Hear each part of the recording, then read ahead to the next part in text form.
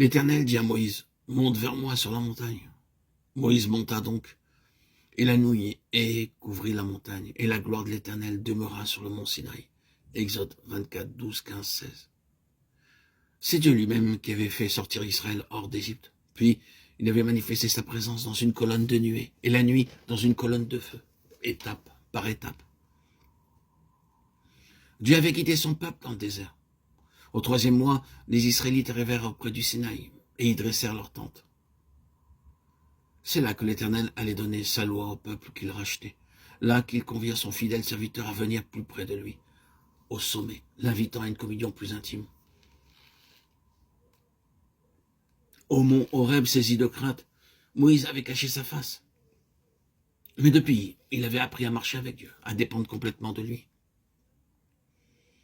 Et maintenant, il était devenu capable de connaître davantage de celui dont il était l'instrument. Il avait marché de force en force. Et alors qu'il avait autrefois reculé devant l'appel, objectant son incapacité, maintenant il était devenu le serviteur sans crainte et plein de hardiesse, l'instrument fidèle du Dieu invisible, dans la communion duquel il vivait.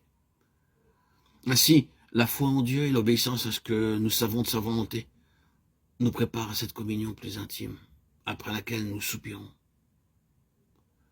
Depuis le jour que Dieu était apparu à Moïse comme une flamme dans un buisson embrasé, il ne semble pas qu'il lui eût donné d'autres révélations de sa personne jusqu'à la rencontre du Sinaï.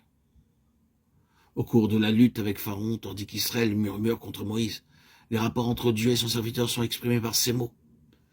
Et l'Éternel parla à Moïse.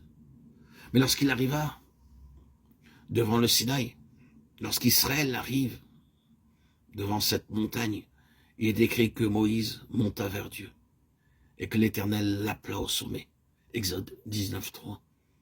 Très probablement, Moïse cherchait à connaître la pensée de Dieu au sujet du peuple d'Israël. Et dès lors, il fut conduit pas à pas dans une communion toujours plus intime avec Dieu, jusqu'à être admis à contempler la gloire qui ressemblait à un feu dévorant. Quand il redescend vers le camp, sa figure resplendit de lumière. Et il est devenu le plus doux de tous les hommes qui exista sur la terre. La première fois qu'il était monté au Sinaï, Dieu l'avait renvoyé avec un bref message, donnant les conditions essentielles pour que les Israélites fussent son peuple. Avec la réponse du peuple, Moïse retourne vers l'Éternel. Tout ce que Dieu a dit, nous le ferons. Alors il reçoit l'ordre de commander aux Israélites de se préparer, car Dieu descendra sur le mont Sinaï. Il parlera à Moïse, et le peuple entendra sa voix. Dans sa grande miséricorde, Dieu voile sa face lorsque son enfant fait les premiers pas. Par la suite, et lorsque le moment est venu, il révèle quelque chose de sa sainteté, autant que l'instrument peut en supporter. Et cette révélation, c'est que l'Éternel est un feu consumant.